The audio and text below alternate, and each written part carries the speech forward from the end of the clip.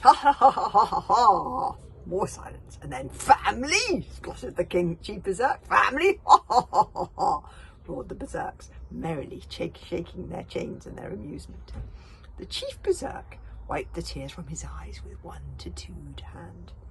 Oh, boy with a face like a haddock that somebody trod on, laughed the Chief Berserk. We are not your family, oh dear. You are Berserk. Oh, I wish they'd be nice to him. No, if we were indeed the ones, look at you, got arms like pieces of seaweed. No, if we were indeed the ones who put you in that lobster pot 13 years ago, well, there would have been no accident about it. We have a little tradition here in the Berserk tribe. We give our babies to the naming dame directly after the birth, and if they're a little weak, a little sickly, a little weird like you are, well, she gives them the name of a runt, and we leave them on a handy mountainside, oh dear, or cast them out to sea in something floaty and let Thor take care of them. Ah, said Fishlegs. Toss out the freak or the tripe will be weak.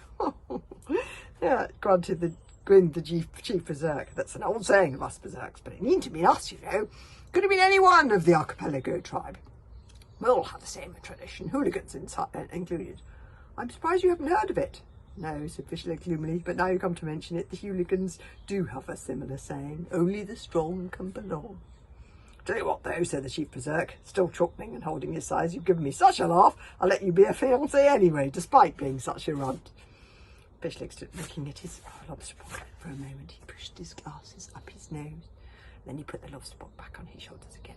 I guess, said Fishlegs slowly, and not very, very tiredly, I guess that's what I would have expected. I just hoped. He let the sentence trail on. Get these boys chained up here, and let's all have some kip, I'm knackered, yelled the Chief Berserk. Family, he shook his head, that's the best excuse I've ever heard.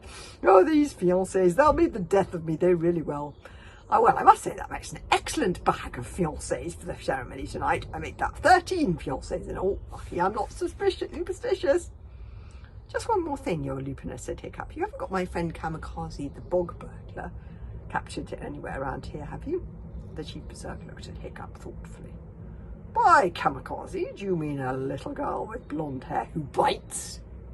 That's the one, said Hiccup. Never heard of her, said the Chief Berserk. The fiancés were being kept on cages on the outskirts of the village. The boys were wrapped round and round in chains until they resembled little metal mummies and rolled into 2 empty cages at the end of the row, and then the Berserk stretched their tattooed arms above their heads and yawned and went back to bed to rest up their tonsils for the excitements of the Dead of Night ceremony in only 4 hours' time. And there's Fishlegs saying, I guess that's what I should have expected. I only hoped. Poor Fishlegs. I love the way his arrow is drooping. And the next chapter is called The Fiancé Before the Fiancé Before Last. Chapter 11. I seem to remember that was one that Tantrum was in love with. I love that chapter.